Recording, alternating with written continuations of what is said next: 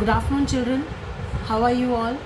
This is Shashi Prabha from SR International School, Bareilly. Children, in history, we were doing chapter 3, Nationalism in India. And before the vacations, before the break, we completed this chapter till the topic how participants saw the movement. Movement here is about the civil disobedience movement which was initiated by Mahatma Gandhi.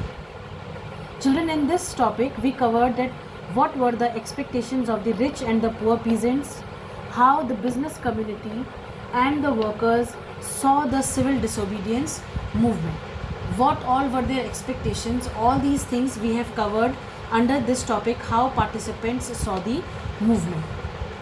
Children, moving ahead in the chapter, today we'll be reading about how the women participation in civil disobedience movement was there, or how the women participated in the civil disobedience movement. Children, we all know that women, they play a very important role in everything in the society. Now, when it comes to the women participation in the civil disobedience movement, Gandhiji saw a large scale of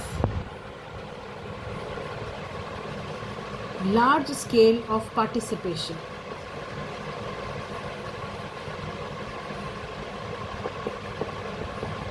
By the women.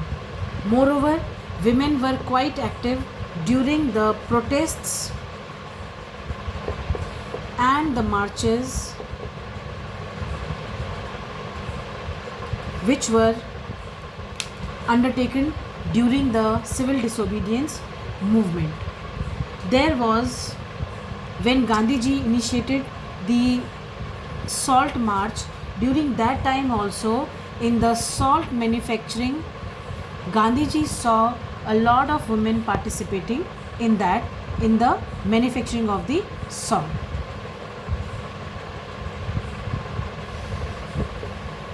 Now, when it came on the picketing of the foreign clothes and the picketing of the liquor shops, again women were the first to participate in the picketing of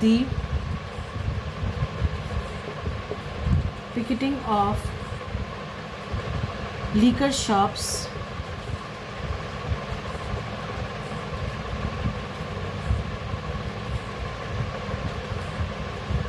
and foreign clothes.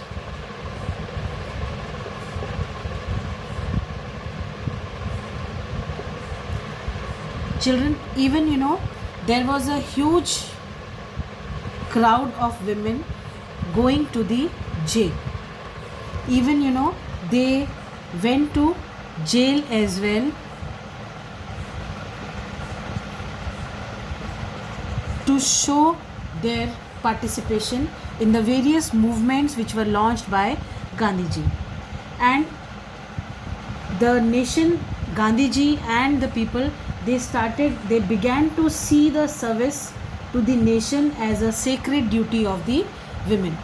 They looked forward to the participation of the women in these national movement as a service to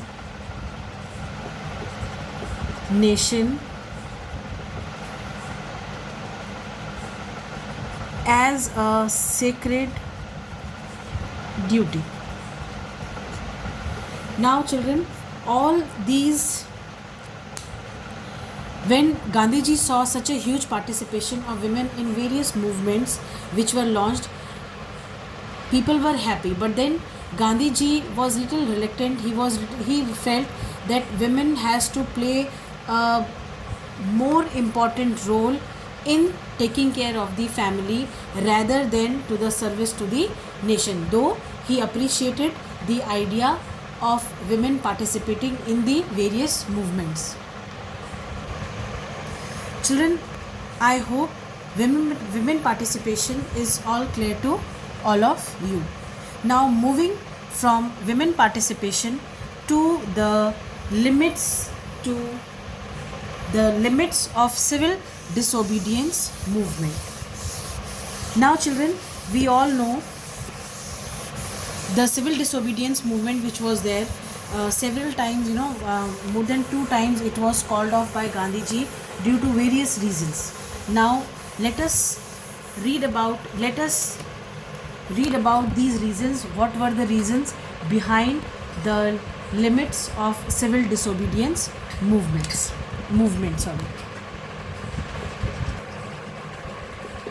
Limits of civil disobedience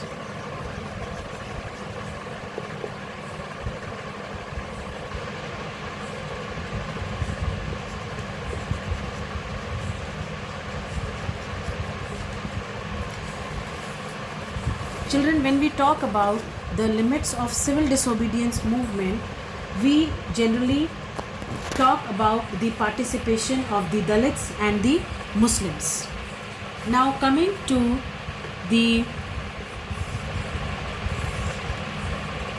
limits of civil disobedience movement with Dalits and with Muslims. Children, Dalits, we all know that Gandhiji opposed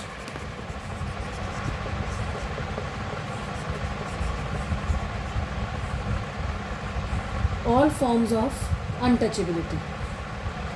Gandhiji opposed all forms of untouchability.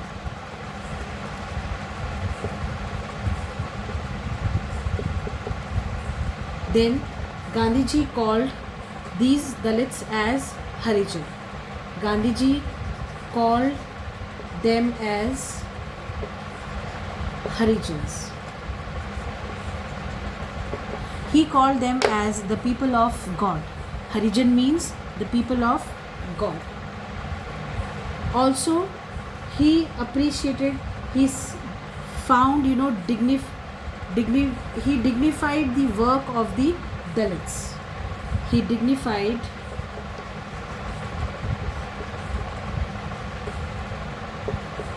the works done by the Dalits. Now these Dalits, they organized a satyagraha for their entry. They organized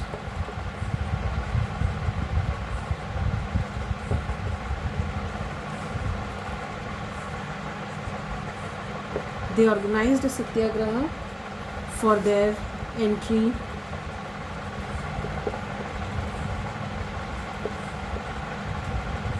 into temples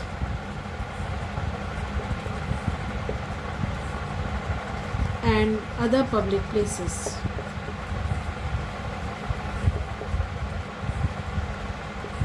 Children, we all know that these the so-called Dalits were those who were there. They were not allowed to enter the temples, and moreover they had no access to the public places which were there. So their all fight was for the rights to get all the facilities. Now many of the Dalit leaders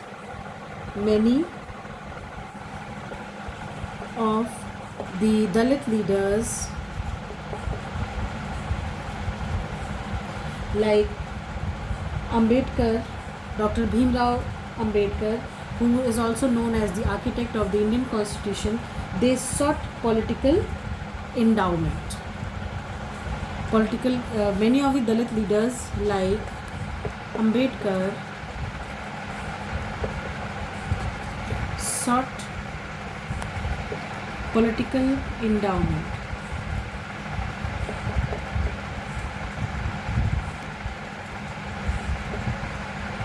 Now, why they wanted political endowment? Because they wanted, they knew that once they come into the political scenario, they will be able to achieve a respectable position for them in the society. This made them work on these grounds. Children, I hope all these points till here are clear to all of you. Now moving ahead. Now, to sort political endowment, Dr. B.R. Ambedkar, he organized Depressed Classes Association in the year 19 30. Depressed Classes Association in 1930, and he demanded separate electorate in the second roundtable conference, and demanded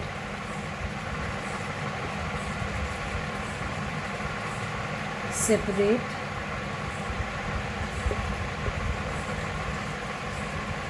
electorate in second roundtable conference.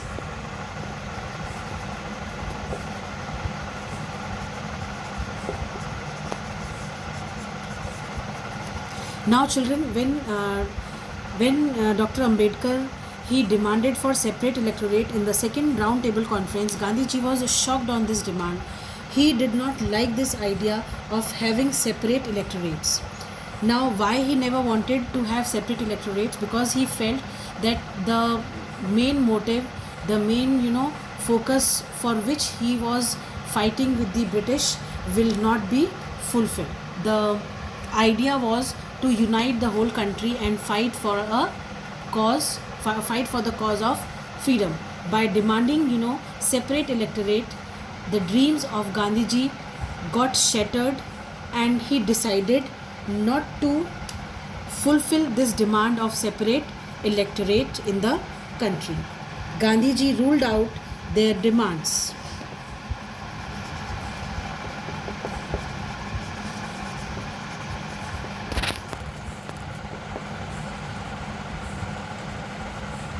Now when Gandhiji ruled out their demands, people, Dr. B.R. Ambedkar and others, they tried to convince Gandhiji, but then Gandhiji was not convinced with this idea of having separate electorate. And Gandhiji, promised Dr. B.R. Ambedkar that he will be ensuring, once the country becomes independent, he will be ensuring reserved categories for them. Children, it was the reservation that we have in the constitution. It was the idea of actually Gandhiji which made the constitution makers to have a special provision for the reserved constituencies.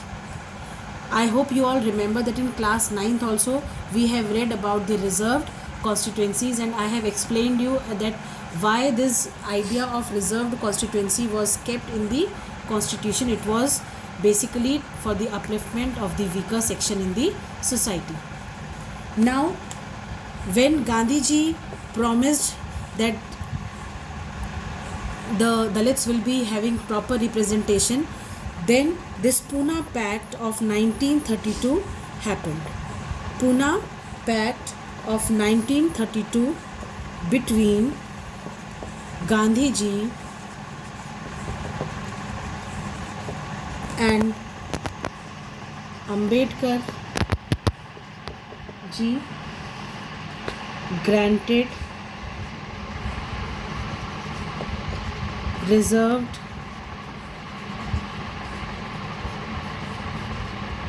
constituencies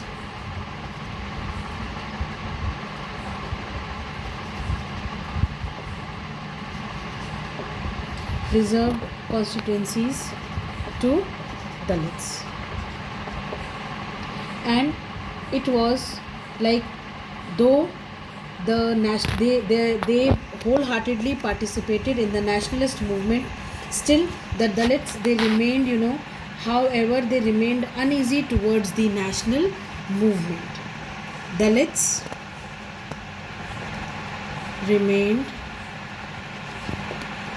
uneasy towards the nationalist movements.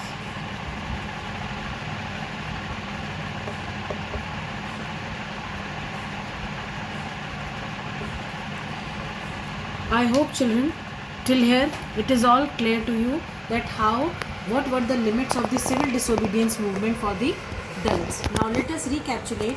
Gandhiji opposed all forms of untouchability. He called these Dalits as Harijans. He always dignified their work. He always respected, had respect for these people. Now to get them a respectable position in the society, Gandhiji organized many satyagrah movements for their entry into the temples and the other public places which were there. Many of the Dalit leaders, as I told you, like Dr. B.R. Ambedkar, who is also known as the architect of the Indian Constitution, he wanted to he wanted to attain political endowment. He wanted to have some access to the political scenario in the country, so that he could win respectable position for the Dalits. So for that he organized Depressed Classes Association in the year 1930 and demanded separate electorates in second roundtable conference. Now, listening to this demand, Gandhiji was shocked over there.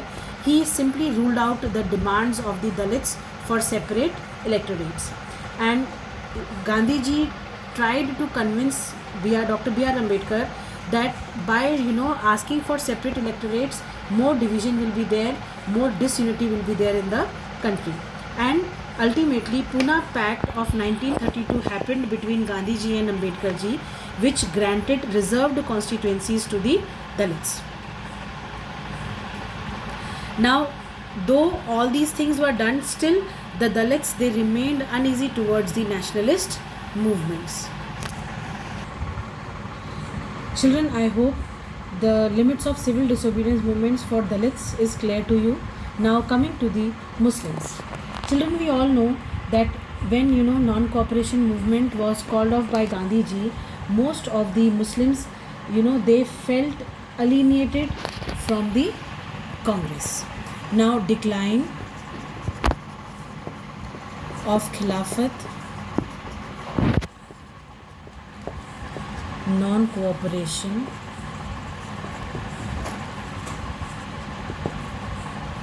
movement, alienated,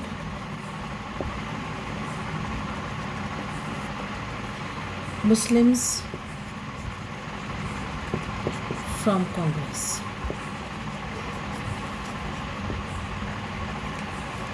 Many of the Congress, those who were there, they the association was open. There was open association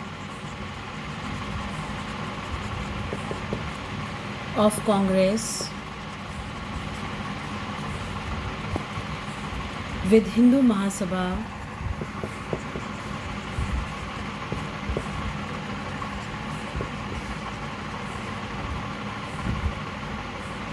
now this open association of Congress with Hindu Mahasabha, it widened the gap between the Hindus and the Muslims.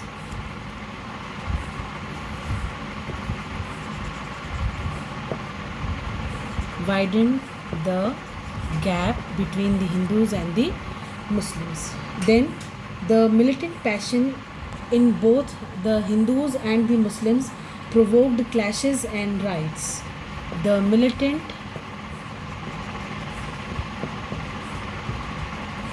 in both communities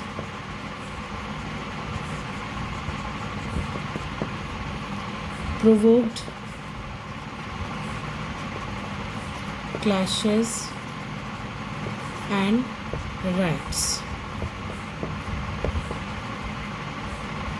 The differences which were there in the Hindus and in the Muslims, it cropped up on the issue of the representation in future assemblies. Now, the difference which was there, it cropped up on the issue of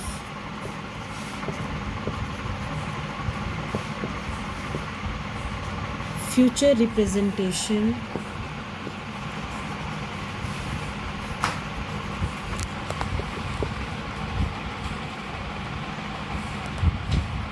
in assemblies.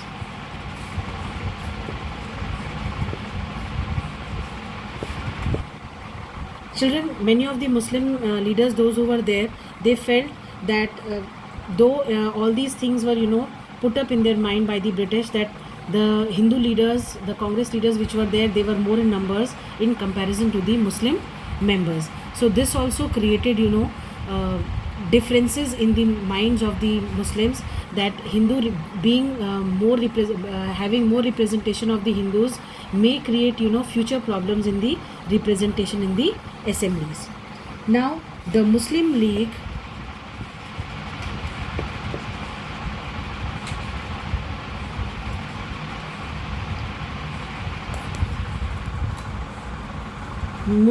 also demanded separate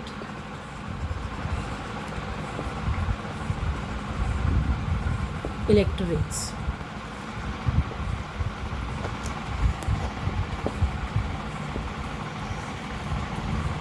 Which was rejected by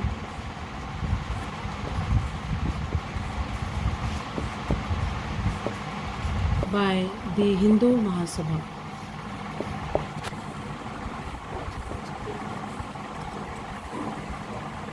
Now both these communities, they were filled with suspicion and distrust. Now all these events which were there, they created distrust among the communities, and Muslims also feared domination by Hindus and loss of their cultural identity. Both communities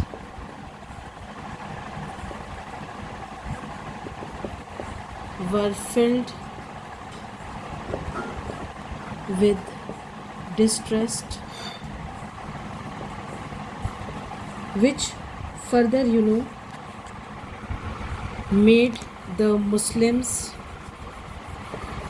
fear domination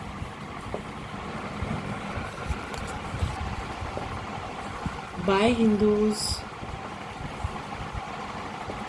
and loss of cultural identity.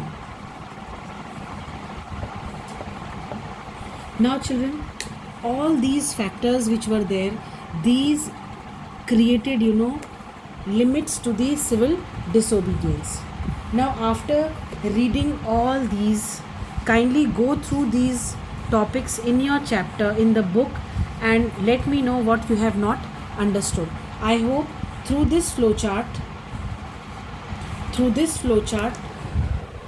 you are able to understand that what were the limits of civil disobedience movement.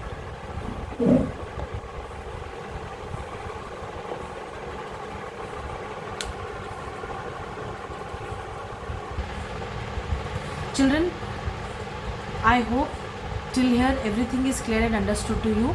We will wind up our class with this topic today, and tomorrow again we will take up the topic of sense of collective belonging. Children, this is the last topic that we will be taking up tomorrow, and in this topic we will be covering up that how the history, fiction, folklore, then the hymns that were prepared, that were devoted to the motherland, Vande Mataram, all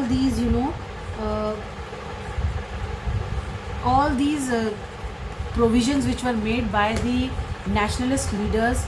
They tried to bring unity among different regions in the country, and how all their efforts brought colors to it, and how the country got freedom from the British rule. So till then, we'll meet in the next class tomorrow. Till then, bye to all of you. See you tomorrow in the history class.